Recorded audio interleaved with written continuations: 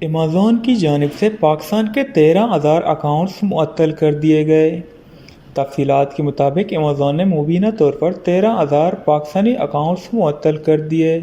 ان accounts کو معطل دھوکہ دہی کے الزامات کی وجہ سے کیا گیا۔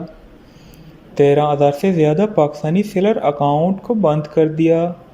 چھوٹے کاروباری مالکان کا ایمیزون سیلرز بننے کا انتخاب ایک ایسا رجحان تھا جو گزشتہ چند سالوں سے چل رہا ہے۔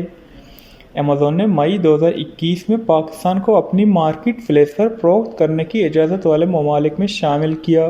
مقامی میڈیا رپورٹس کے مطابق ایمیزون پاکستان کی وزارت تجارت اور نیشنل ای کامرس کونسل کے درمیان بات چیت 2020 میں شروع ہوئی۔ پاکستان کی پہلی ای کامرس کے ایک سال بعد پالیسی میں پاکستان کو ایمیزون کی فہرست میں شامل کیا گیا۔ کاٹیج انڈسٹری کو فروغ دینے اور ملکی برآمدات میں اضافہ کے لیے پاکستان پوسٹ کی مختلف پیشکشوں کے تحت حکومتی تعاون کی وجہ سے یہ مسلسل بڑھ رہا تھا۔ تاہم دھوکہ دہی کے الزامات کی وجہ سے 13,000 سے زیادہ پاکستانی سیلر اکاؤنٹس کو بند کر دیا گیا۔